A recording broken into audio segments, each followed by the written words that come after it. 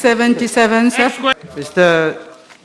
Mr. Speaker, sir, I will reply to parliamentary questions B77 and B84 together as they relate to the same subject matter.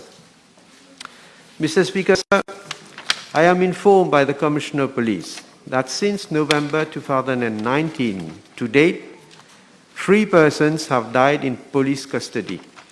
Details pertaining thereto are as follows. 1.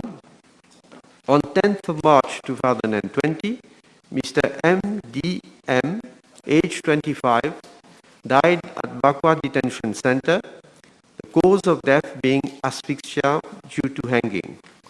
2.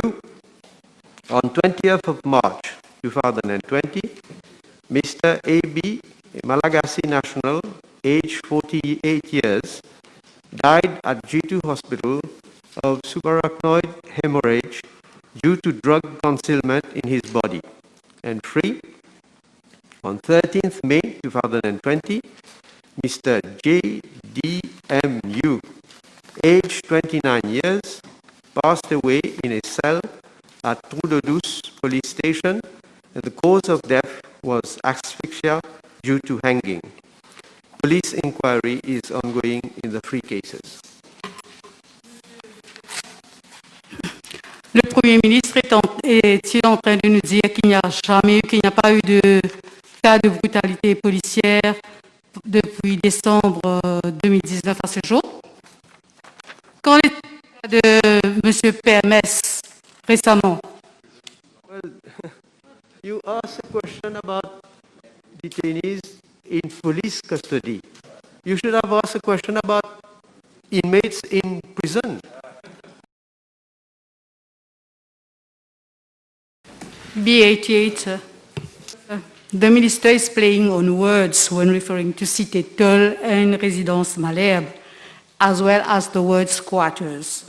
Nul n'est contre l'illégalité, mais le ministre pourrait-il nous dire quelles sont les raisons ayant motivé la destruction de ces maisons en plein confinement et avant même qu'une enquête ait été effectuée? I believe I should repeat what I just said. We are not playing on words. I would invite the minister to visit Malherbe. There are no maisons en tôle generally at Malherbe, and squatters are concentrated in one street and one street only, which is called Bernardin de Saint-Pierre. So I would invite the minister to go, the former minister, because she's a former minister and she should have a sense of responsibility on these matters. I would invite the honourable member to go to Malherbe and visit. And the term squatters is not playing on words. I quoted the State Lands Act and shall be very happy to provide the honourable member with an extract of that piece of law if she does not have it.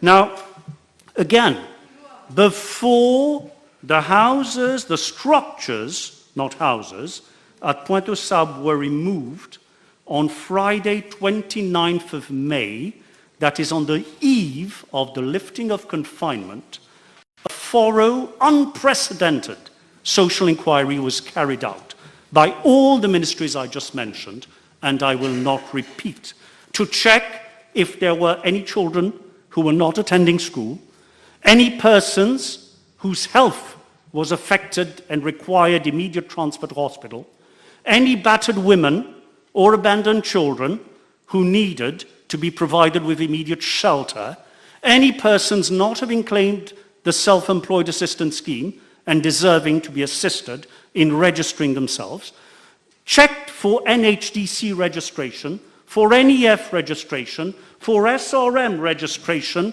when under any government has this been done before, Mr. Speaker, sir? This was before, I stress, before the removal of these illegal structures erected during confinement. But we have not stopped there. We are presently continuing to survey all the persons who have left and those who have refused to leave, on a case-by-case basis proactively so that we can identify the genuine cases. Est-il que sa réponse est en fait un aveu d'échec de la faillite de la politique du gouvernement en matière de logement pour les plus vulnérables?